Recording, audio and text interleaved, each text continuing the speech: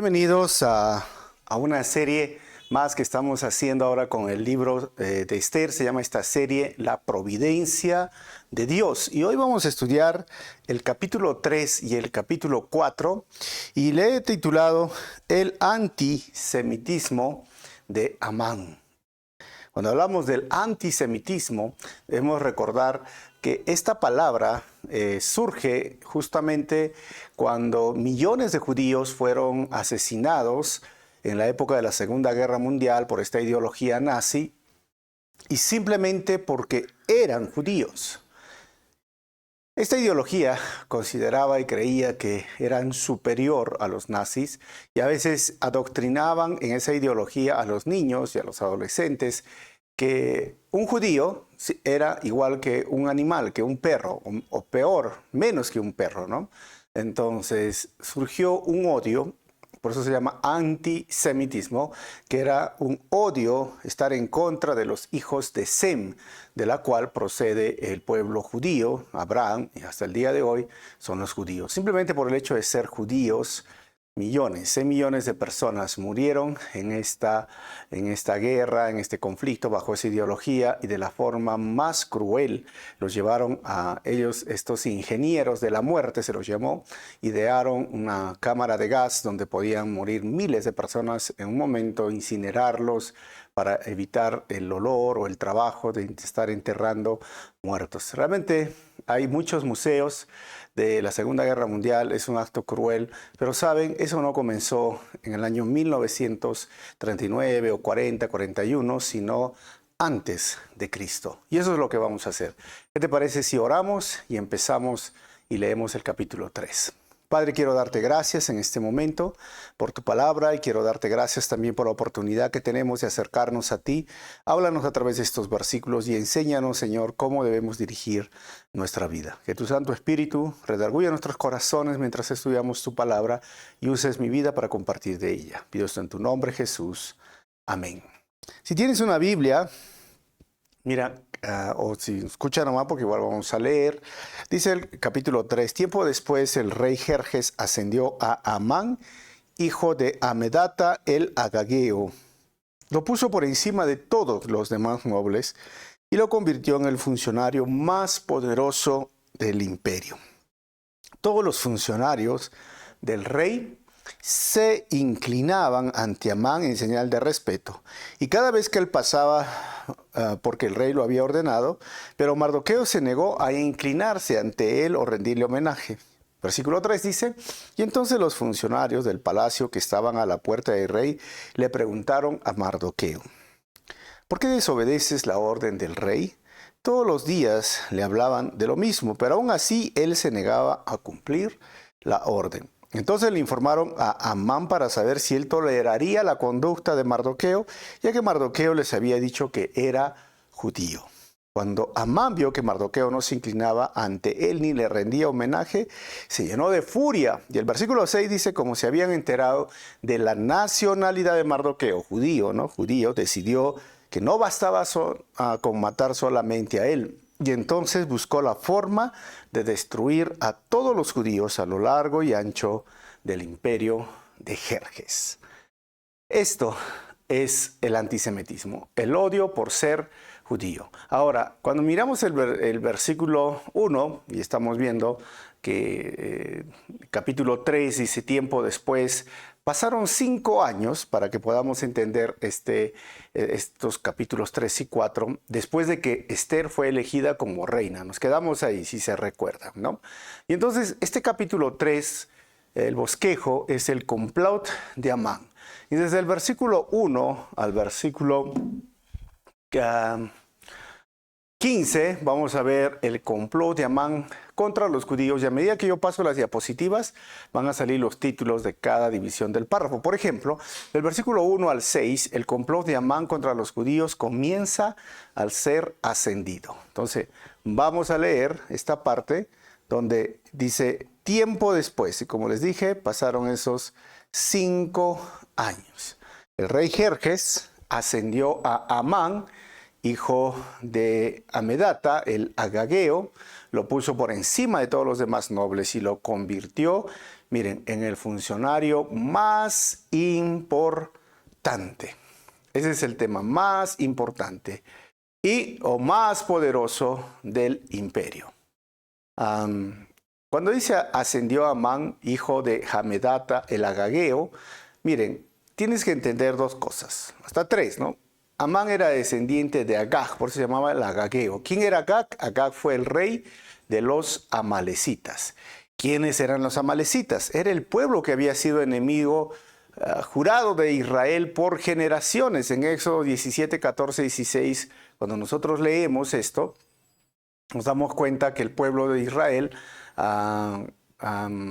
se enfrentó en una batalla. No sé si recuerdan cuando Moisés levantaba las manos, el pueblo ganaba. Cuando se bajaban las manos, el pueblo perdía. Miren, Dios dijo que tenían que eliminar a ellos. Ahora, y en 1 Samuel, el capítulo 15, Dios ordenó a Saúl destruir a los amalecitas. Entonces, esto es importante recordar. Y Saúl no lo destruyó. Saúl no lo hizo. Guardó animales hasta el rey Agag. Por eso, y vino Samuel y le dijo, mira, por ser desobediente, tu reino ha sido ahora desechado. No sé si recuerdan esta historia, pero Saúl se agarró de Samuel y dije, no, yo quería guardar estos animales para sacrificio. Y Samuel le dijo, pero Dios te dijo que elimines todo. O sea, ¿qué es mejor, la obediencia o los sacrificios? ¿Se acuerdan de esta expresión? Y él dijo que la rebelión, o sea, el desobedecer a Dios era como un pecado de idolatría. Pero según la tradición, o sea, esto ya es extra bíblico, se dice que lo guardó lo tuvo con vida a Agag y su esposa escapó y estaba embarazada. Y descendencia de esta esposa, o sea, de este rey, es justo Amán. Y ellos, por toda su generación, habían jurado destruir a los judíos. Qué interesante si esto es realidad, porque eso es parte de la tradición. Como les dije, no es Biblia, es extra bíblico. Es por una desobediencia, ¿no? Por un acto de desobediencia, por un error, una falta, como llamemos, pero en el fondo es desobediencia a Dios. Ahora las consecuencias lo tienen que pagar las personas que están siendo inocentes y en un mundo o años diferentes. Versículo 2 dice, todos los funcionarios del rey se inclinaban ante Amán en señal de respeto cada vez que él pasaba, porque el rey lo había ordenado. Pero Mardoqueo se negó a inclinarse ante él o a rendirle homenaje. Miren, lo he remarcado en señal de respeto, porque eso era. Y el rey había ordenado y Mardoqueo se negó a inclinarse y a rendirle homenaje. Ahora, en Éxodo capítulo 18, versículo 7, vamos a leer, no había ningún problema en rendir homenaje a una persona. Dice este versículo. Entonces Moisés salió a recibir a su suegro, se inclinó ante él y le dio un beso. ¿Se acuerdan cuando vino Jetro, su suegro? Mire, se inclinó. Y luego de preguntarse el uno al otro cómo les iba, entraron en la carpa de Moisés. Otro texto, 2 Samuel capítulo 16, versículo 4. El versículo 4 dice, en ese caso le dijo el rey a Siba, te doy todo lo que le pertenece a Mefiboset.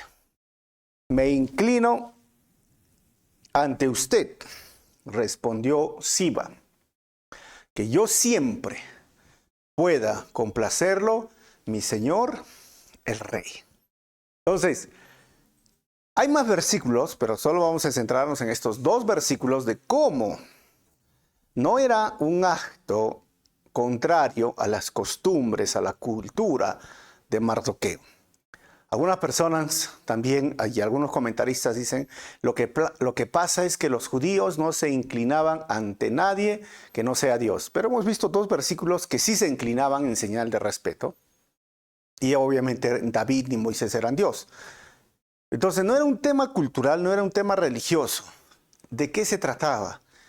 Se trataba de un tema en el cual Mardoqueo sabía que este Amán era hijo de o descendencia de este rey Agag, este rey amalecita, este rey que tanto daño también les hizo a la nación. Entonces era un acto en el cual ellos podían ver que era nacionalismo, respeto. Ahora, el versículo 3 dice, entonces los funcionarios del palacio que estaban a la puerta del rey le preguntaron a Mardoqueo, ¿por qué desobedeces la orden del rey? Nosotros ya hemos visto esto, ¿no? Versículo 4. Todos los días le hablaban de lo mismo, pero aún así él se negaba a cumplir la orden. Entonces le informaron a Amán para saber si él toleraría la conducta de Mardoqueo, ya que Mardoqueo les había dicho que era judío. ¿Ok? Versículo 5. Cuando Amán vio que Mardoqueo no se inclinaba ante él ni le rendía homenaje, se llenó de furia, hermano. ¿No? Versículo 6. Y como se había enterado de la nacionalidad de Mardoqueo, obviamente era judío, decidió que no bastaba con matar solamente a él. Entonces buscó la forma de destruir a todos los judíos, miren, a lo largo y ancho del imperio de Jerjes. Cuando hablamos de buscó la forma de destruir a todos los judíos a lo largo y ancho del imperio de Jerjes, recordemos, ¿por qué quería Amán destruir a todos los judíos solo por la acción de un hombre? ¿Por qué? Porque, bueno, miren, dos razones vamos a presentarnos. Uno, Amán era un agageo, que significaba descendiente de Agag, rey de los amalecitas, como les dije, según la tradición. Y segundo, él era una persona importante y como segundo al mando en el imperio, Amán amaba su poder y su autoridad y la reverencia que le mostraban. Entonces, pero los judíos miraban a Dios siempre como su autoridad final y no a cualquier hombre. Entonces él dijo, mejor aprovecho y matamos a todos los judíos. Esto entonces, hermanos, nos hace ver, como hemos visto al principio, el antisemitismo está basado en los prejuicios de personas racistas, ¿no? Porque Amán era racista o clasista, ¿no? Y hay que cuidarnos mucho de este racismo que tanto daño también ha hecho a nuestra sociedad. Y es triste cuando el racismo entra a la iglesia. Y ojo, siempre está basado en prejuicios. Porque si bien es cierto, había un problema particular, personal con Mardoqueo, no tenía por qué intentar o perjudicar al resto de los judíos. Pero él, en sus prejuicios, y así es el racismo y el clasismo, es como decir, todos son iguales, estos son así, todos esos de esa raza, todos estos hablan así, todos estos hacen así, huelen así, viven así, comen así, o sea, son prejuicios. Esto es un problema. No tenemos que generalizar por cualquier acción de una persona y tratar de generalizar a todas las personas de esa nacionalidad o de ese idioma o X etnia, no sé, ¿no? Para que podamos entenderlo, porque hay personas siempre diferentes, ¿no? Pero es triste que el racismo, como les dije, y el clasismo dice todos, ¿no? Es como decir, si tú tuvieras una mala experiencia con un peruano y diríamos, todos los peruanos son así. O tuvieras con una mala experiencia con un venezolano y dirías, todos los venezolanos son así. Miren, no es bueno generalizar. Siempre hay personas que son diferentes en cada lugar, en cada país, en cada idioma, en cada ciudad, en cada etnia. Pero el racismo y el clasismo empiezan por los prejuicios, como lo hizo Amán, y ahora va a perjudicar a muchos judíos. Vamos a ver la segunda parte de este capítulo. Dice del 7 al 11, vamos a ver el complot de Amán contra los judíos tiene una fecha. Versículo 7. Así que en el mes de abril, durante el año 12 del reinado de Jerjes, y ya la NTV lo ha traducido, hermanos, porque el calendario lunar es otro, es Nisan. Bueno, abramos abril, durante el año 12 del reinado de Jerjes, echaron el plan a suertes en presencia de Amán. Entre paréntesis, las suertes se llamaban Purim. Por eso recuerden que este nombre Purim llegó a ser una festividad más adelante. Y a fin de determinar cuál era el mejor día y mes para llevar a cabo el plan, se escogió, miren hermanos, el día 7 de marzo, dice. O sea, casi un año después, 11 meses después, ¿no? Ahora, esto es interesante porque echar las suertes es sinónimo de echar los dados, ¿no? De agarrar esto. Pero también es importante entender, las personas siempre preguntan, ¿y existe la suerte? ¿Qué tal de las loterías, las rifas, o sea, este tipo de tómbolas, ¿no? O sea, de boletos, de tickets, vas a ganar, mira, o vas a un casino, etcétera. ¿Existe la suerte? Es interesante esta pregunta, ¿no? Porque tanto en el Antiguo Testamento como en el Nuevo Testamento sí hay echar suertes, esta palabra. Y aún echaron suertes para escoger al sucesor de Judas. Si ustedes se acuerdan, en el libro de Hechos, el capítulo 1, los mismos apóstoles dijeron, somos 11, Judas ya estaba muerto, aquí vamos a escoger. Y echaron suertes y cayó sobre Matías, ¿no? O sea, y él fue en ese tiempo. Dijeron, vamos a hacer los 12. Pero no se sabe nada de Matías y al final fue Pablo quien entró en ese 12º lugar. Entonces, pero, ¿qué es esta suerte? Ahora, hay que diferenciar. La suerte, el hecho de la cábala, digamos, no siempre existió en el mundo antiguo, pero el hecho de las suertes bajo lo que es el pueblo judío es totalmente diferente. Ellos creían en su cábala, en su suerte, como hoy día se promocionan las loterías, las rifas, las tómbolas, las kermés, etc. Pero lo que creía en el mundo antiguo, bajo el Antiguo Testamento y Moisés, era lo que se conocía el Urim y el Tumim, ¿no? Dos piedrecitas lisas, redonditas, blanco y negro, estaba en el efod. ¿Y cuándo lo usaban? Cuando no había palabra de Dios, cuando escaseaba la voz del profeta, porque normalmente el profeta venía y decía la voluntad de Dios. Entonces, eso es lo que se refiere en Hechos, y esto es totalmente diferente. Por eso es que suerte significaba purín, hermanos. O sea, hay que echar el pur, hay que echar esas suertes. Y hoy día lo más parecido a esas suertes son, como les dije, echar los dados, ¿no? Ustedes han jugado a dados, ¿no? Ay, pues esto es lo que dice echar las suertes. Pero miren, pasó un año. Proverbios capítulo 16, versículo 33 dice, miren hermanos, podremos tirar los dados, pero el Señor decide cómo caen. ¿Qué les parece eso, hermanos? ¿Qué me estás diciendo? Sí, puedes tirar los dados, pero el Señor decide cómo cae. Eso lo ha traducido la NTV. O sea, Amán tiene un plan, Amán tiene poder, Amán tiene dinero, y Amán ya tiene un propósito, destruir a los judíos. Y ahora dice, ¿cuándo lo hacemos? Echemos los dados, pongámoslo así. Y sale un año después, casi un año, 11 meses. ¿Por qué salió 11 meses? ¿Por qué? Pues preguntémonos esto. ¿Por qué no salió? Mira, lo hacemos en 3 meses, en 4, en 6. ¿Saben por qué? Porque les iba a dar tiempo a los judíos, a Mardoqueo, a Esther, que son protagonistas de este libro, a prepararse, a hacer las cosas como deberían de hacer, porque el sistema era lento.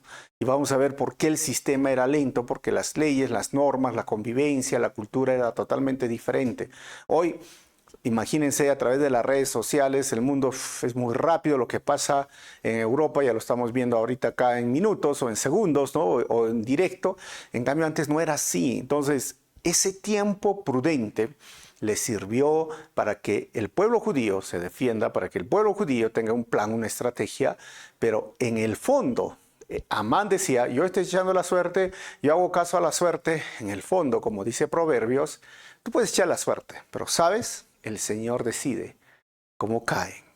O sea, eso lo llamamos la providencia y la soberanía de Dios. O sea, ¿sabes qué, hermano? La providencia de Dios actúa por encima de la suerte. Algún dirá, entonces, ¿existe o no existe la suerte? Yo digo, sí y no. Sí, en ese sentido tirar los dados, pero no en el sentido de que Dios está ajeno a eso, no, es bajo la providencia y soberanía de Dios. Nada sucede, nada de las cosas suceden si Él no está enterado y si no sirven para sus propósitos al final y su plan perfecto de salvación y redención. Esto tenemos que considerarlo bien. Por eso el libro habla mucho de la providencia de Dios. Versículo 8 dice, luego Amán se acercó al rey Jerjes y le dijo, hay cierta raza, por eso miren cómo habla, raza. Ojo, la Biblia habla de una sola raza, no habla de razas, ¿no? Una sola raza es la raza humana. Dice, hay cierta raza dispersada por todas las provincias del imperio que se mantiene aislada de todos los demás. Tienen leyes diferentes de los demás pueblos y se niegan a obedecer las leyes del rey. Por lo tanto, no conviene a los intereses del rey que ese pueblo siga con vida. ¿Se imaginan esto, hermanos? Si al rey le agrada, emite un decreto para destruirlos y yo donaré, miren, 10,000 bolsas grandes de plata y los administradores del imperio, a los administradores del imperio para que los depositen en la tesorería del reino. Hermanos, cuando dice yo donaré 10,000 bolsas grandes de plata, en el hebreo, si tienes la Reina Valera, habla 10,000 talentos. ¿Y saben cuánto es 10,000 talentos? Alrededor de 340 toneladas métricas. En mi país, en el sol peruano, está 2,778,000 el kilo de plata.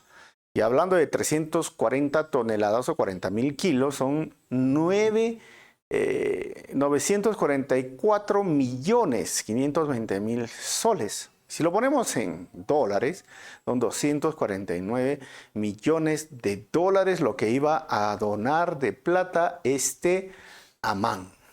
¿De dónde iba a sacar esa plata?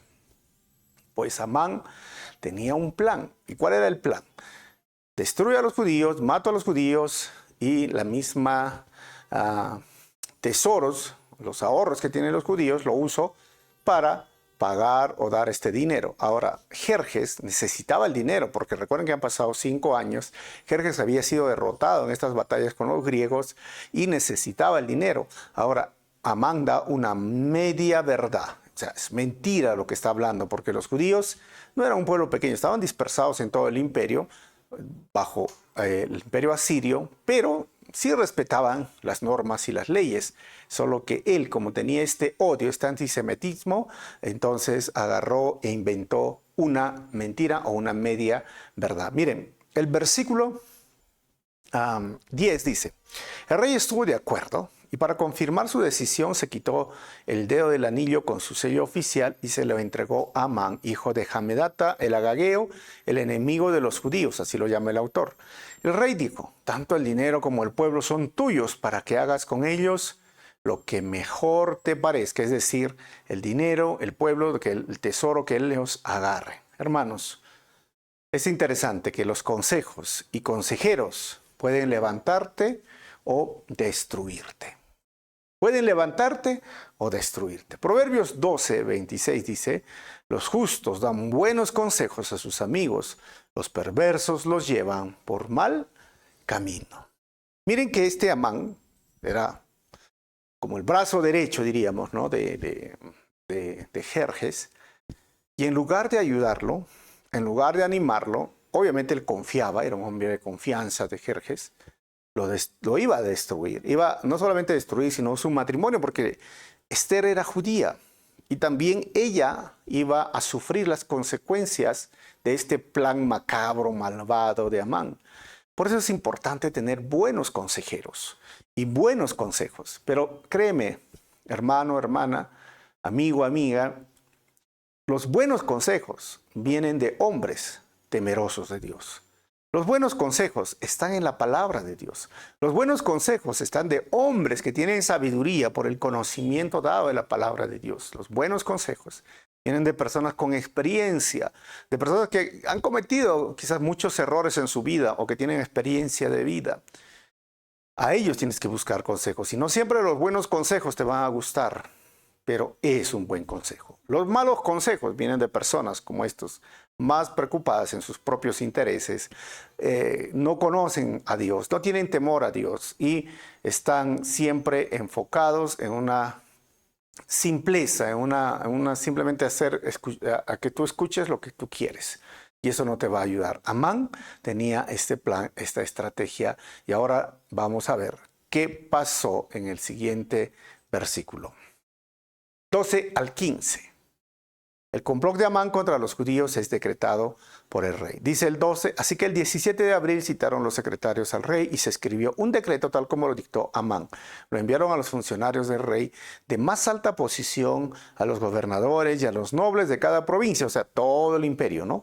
Y en sus propios sistemas de escritura y en sus propios idiomas. Y el decreto se redactó en nombre del rey Jerjes y fue sellado con el anillo del rey. En el mundo antiguo, hermanos, se usaba un tipo de cera y cada rey o cada autoridad tenía un símbolo y eso significaba el sello. Ahora, 13. Se enviaron comunicados a todas las provincias del imperio mediante mensajeros veloces con orden de matar, masacrar y aniquilar a todos los judíos. Miren, hermanos, solo porque son judíos. Jóvenes y ancianos, incluso las mujeres y los niños, en un solo día. Y el plan, hermanos, el plan estaba programado para el 7 de marzo del año siguiente. Las pertenencias de los judíos serían entregados a los que los mataran. O sea, bueno, te mato y me quedo con lo tuyo. O sea, ese era un plan, ¿no? Entonces, todos esos sellos se mandaban y se imprimían estas cartas, hermanos, y se distribuyeron por todo el imperio. 14. Una copia del decreto debía emitirse como ley en cada provincia y proclamarse a todos los pueblos, a fin de que estuvieran preparados para cumplir con su deber el día señalado.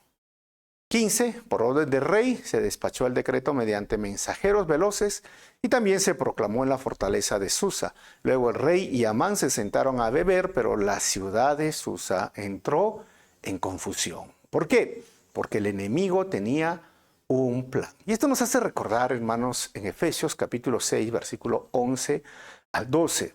Pablo dice, pónganse toda la armadura de Dios para poder mantenerse firmes, y lo he remarcado, ¿sabes? ¿Firmes contra qué? Contra todas las estrategias del diablo. Pues no luchamos contra enemigos de carne y hueso, sino contra gobernadores malignos y autoridades del mundo invisible, contra fuerzas poderosas de este mundo tenebroso y contra espíritus malignos de los lugares celestiales. Y 1 de Pedro 5, 8 al 9 nos dice, estén alerta, cuídense de su gran enemigo el diablo, porque anda al acecho como un león rugiente, buscando a quien devorar. ¿Cómo vamos a vencer? Versículo 9, manténganse firmes contra él, firmes, y sean fuertes en su fe. No es que lo eches con cadenas y grillos, no, sé fuerte en tu fe. Recuerden que su familia de creyentes en todo el mundo también está pasando por el mismo sufrimiento. Hermanos, seamos fuertes en nuestra fe en Cristo. El Señor lo venció al diablo, lo exhibió públicamente en la cruz del Calvario, dice el libro de Colosenses. Es un enemigo derrotado, pero sabes, es un enemigo también que tiene un poder, pero no es el todopoderoso.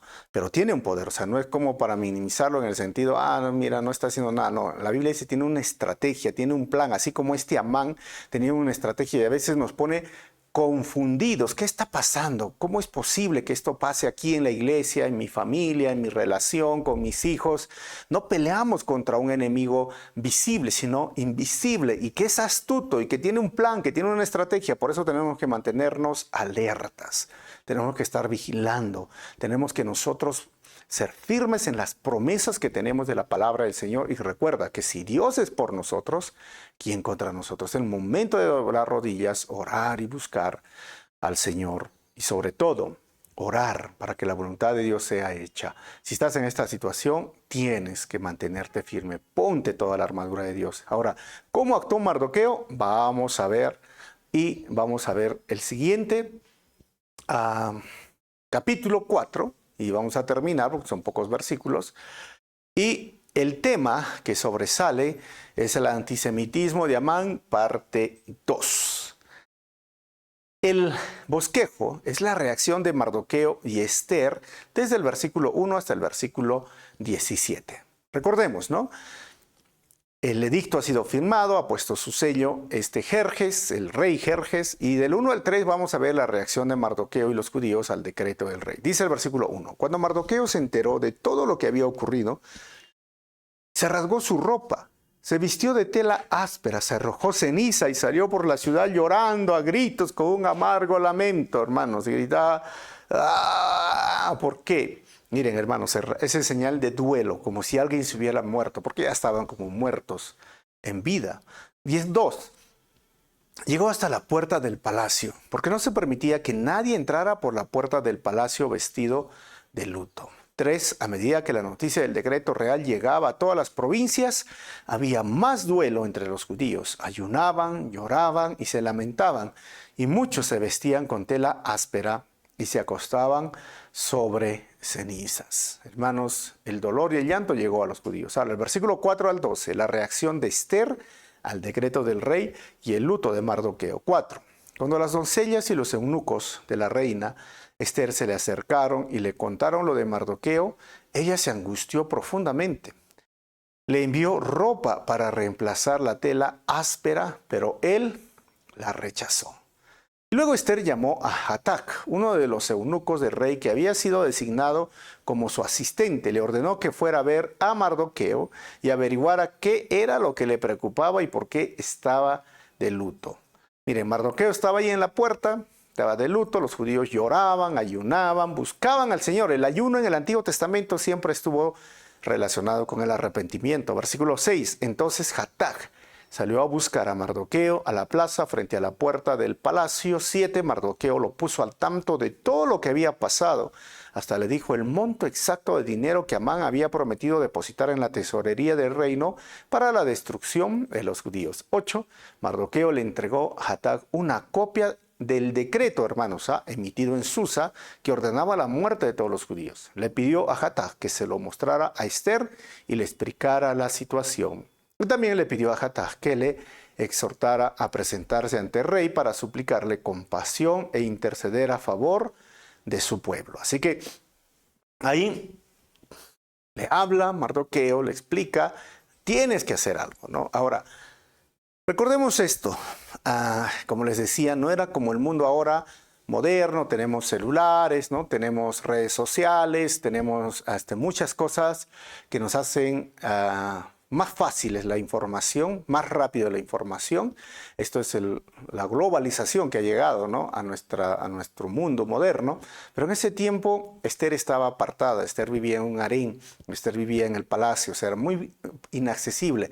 Y según los estudios, aproximadamente pasó un mes. Dentro de ese mes recién se enteró Esther. Le envía la copia, le dice lo que está pasando.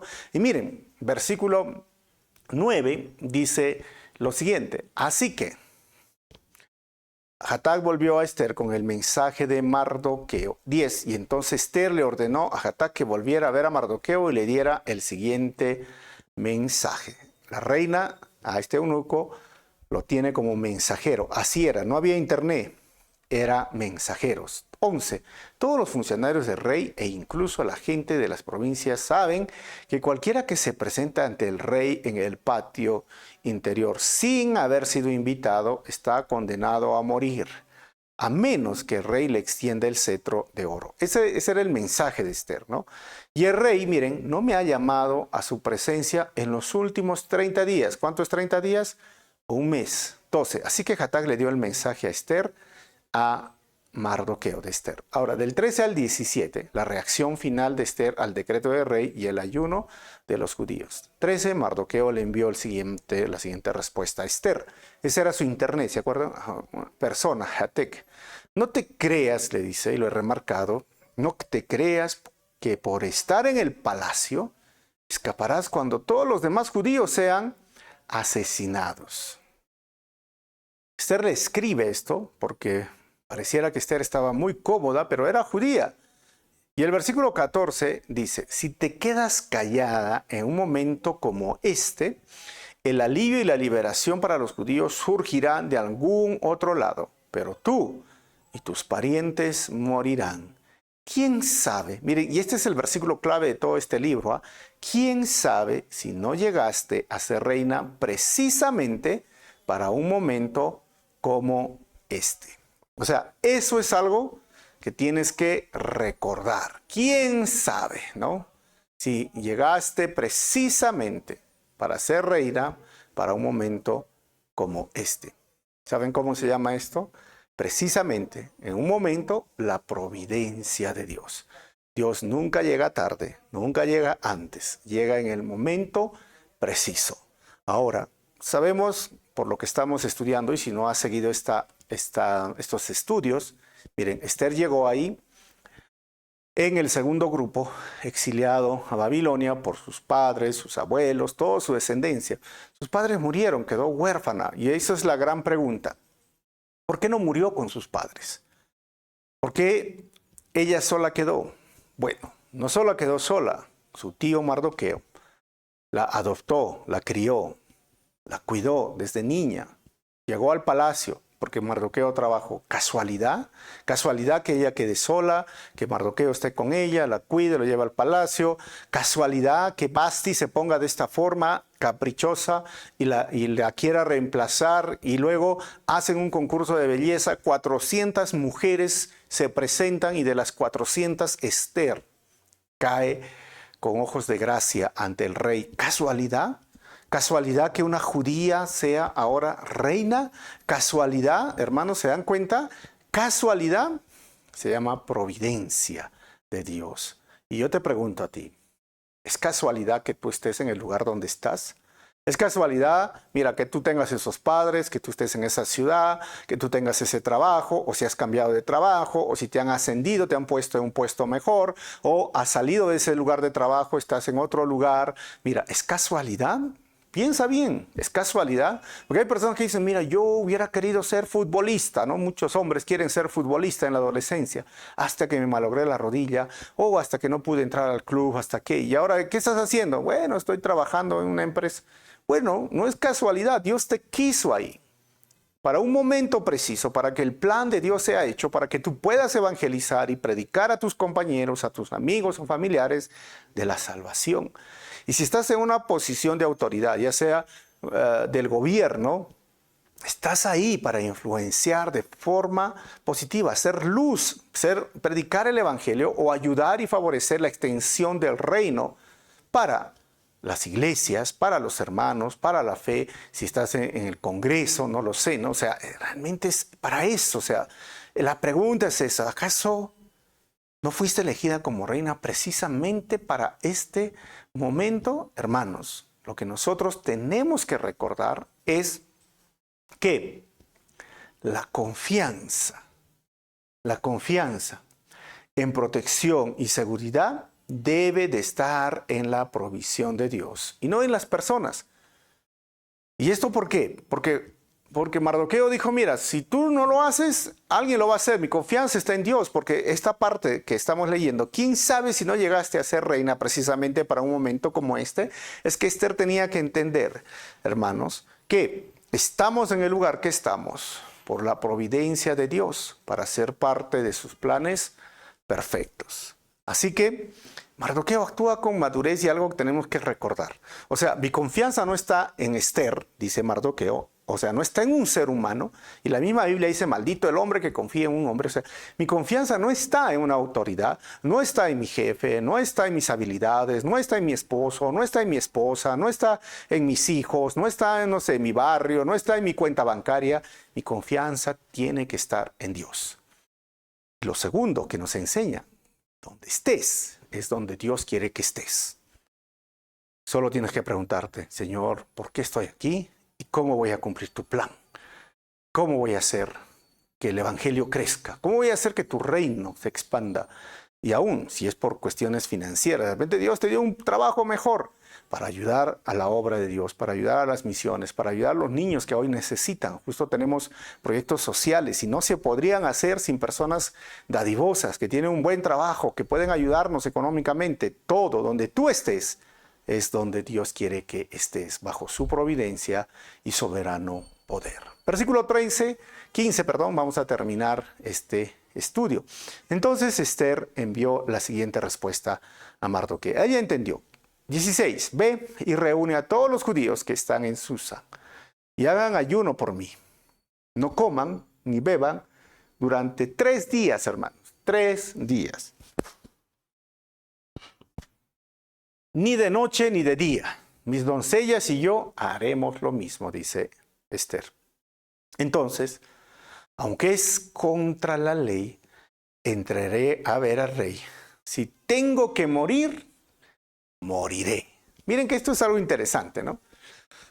Si tengo que morir, moriré. O sea, Esther entiende bajo esta respuesta de Mardoqueo lo que tiene que ahora hacer, por qué está ahí, entiende la providencia de Dios, entiende la soberanía de Dios, y a pesar, como les mencioné, no hay el nombre de Dios escrito en esta carta, pero se ve implícitamente a Dios. O sea, ¿en quién va a confiar Dios? Está hablando de Dios, Mardoqueo, ¿no?